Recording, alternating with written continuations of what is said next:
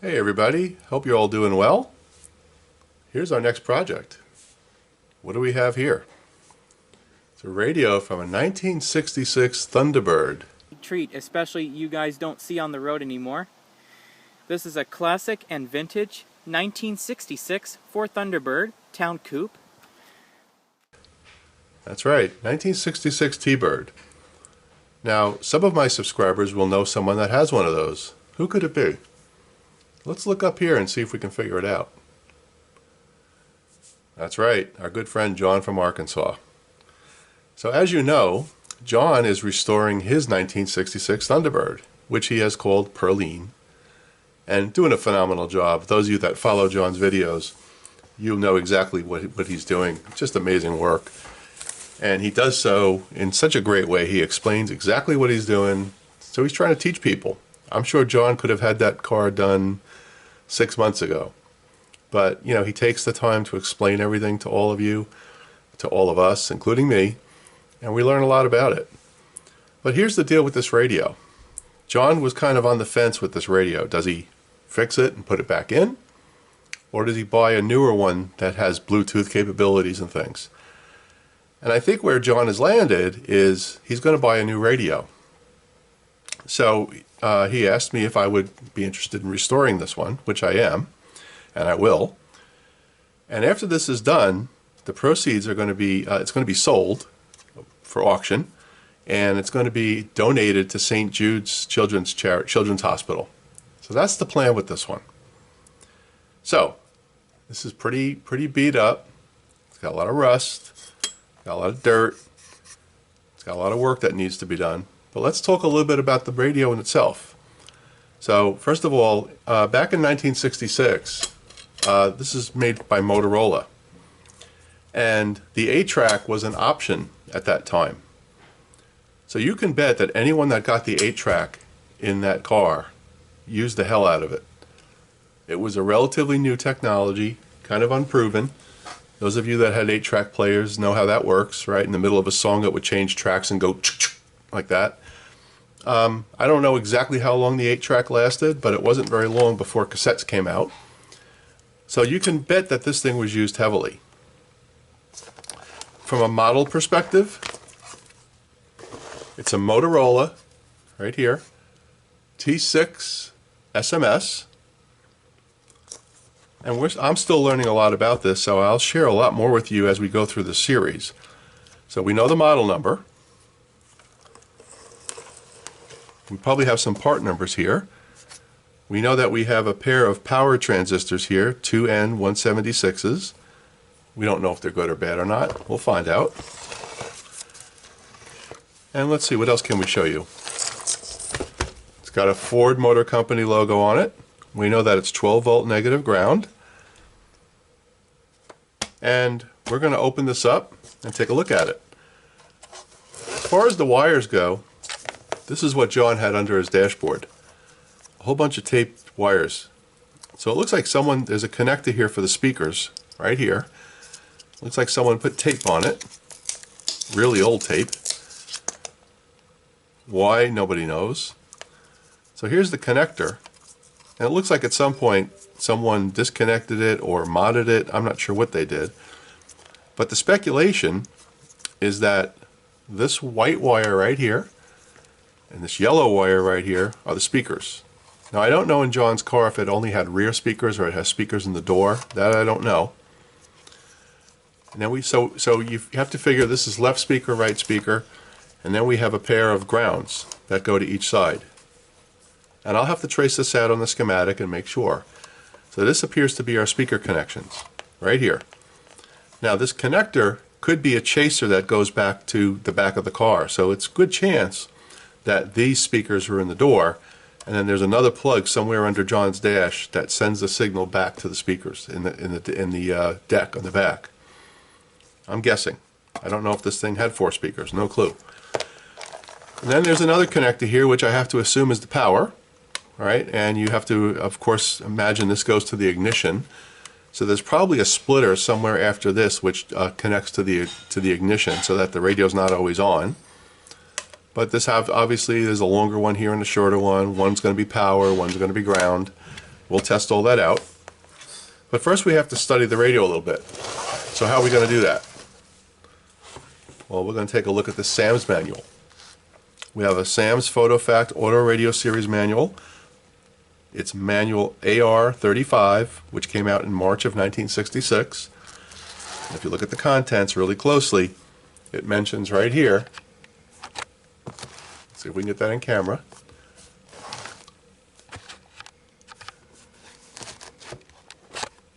Sorry about that. It mentions right here, Ford Thunderbird 1966. So let's take a look and see what we have there. Ford model T6SMS. Let's pull that camera back so you can see it. Ford model T6SMS, page 47. And if we go to page 47, here's our radio. Right here. Let's take a peek at it. We'll start at the top here. So it talks about the models that it is. It's a Ford Model T6SMS, which is a 1966 Thunderbird, or the T6SMZ, which was for a 66 Mustang. Let's see, it's a 17 transistor AM receiver with tape player. Power supply is a 12-volt storage battery. It's rated at 1.6 amps at 12.6 volts for the receiver, and 1.8 amps, 12.6 volts DC, obviously, for the tape player. The tuning range is 540 to 1615 kc. That's easy. And then there's a section here on alignment instructions. And it talks about how to align it. Let's see, what's anything here? It tells you exactly what to turn. We're not going to get into that now. That'll be in a future episode. But it tells you how to align it, and it also tells you how to connect it to the signal tracer. The signal generator, I'm sorry. Right here. Okay? And then on the next page, we have a full schematic. We'll pull the shot back so you can see it. We have a full schematic. So here's our RF amp, our converter, our IF amp. Then over here we have our first AF amp, our second AF amp, and then our output to our speaker. Here's a speaker plug. And there's also a section here that's related to the left channel and right channel.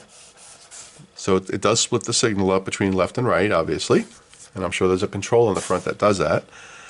And then we have a motor regulator board. This is going to be the motor for the 8-track player.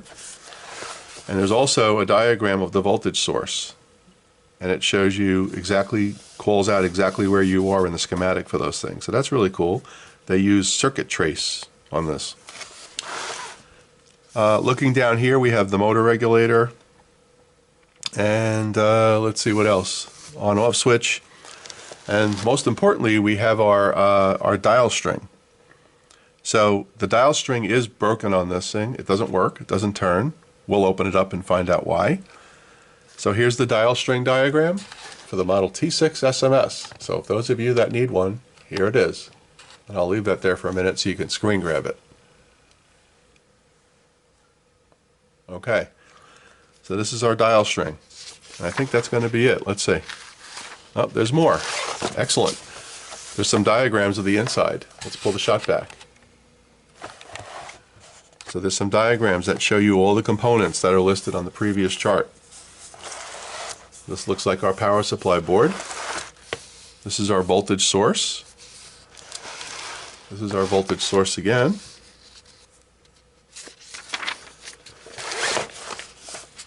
And then we have what appears to be our tape player right here. And it lists all of the components. Right here is another view from the bottom. And then we have a trouble chart. Trouble chart is the cap stand doesn't rotate, wow or flutter, sound is weak. We've got adjustments for the playhead height, and the azimuth, and the playhead position and the tension, cleaning and demagnetizing. And then there's a mechanical parts list, which is really helpful. So we have references that go 1 through something. Okay, on the next page we continue with the looks like the driver board, the audio board, and then here's the actual head of the tape player. And then we have a part list of descriptions. This is really helpful. It tells you the part number, it tells you the rating, it tells you the Motorola part number, the Aerovox part number, and the Cornell Dublier part number, the General Electric part number, Mallory, and Sprague. That's really helpful. And it talks about the capacitors that are in there quite a bit. Let's see. Looks like there's about 27 of them in here. I'm sure they're relatively small, 12 volts. Again, it's got all the different part numbers, so it should be really easy to find those. And then lastly, on the last page, we have our controls, coils, filter choke, transformer audio output, fuse devices, tape heads, miscellaneous, and then of course the cabinet and the wiring. So we have everything that we need to know to fix this stereo. All right? It may not even need to be fixed.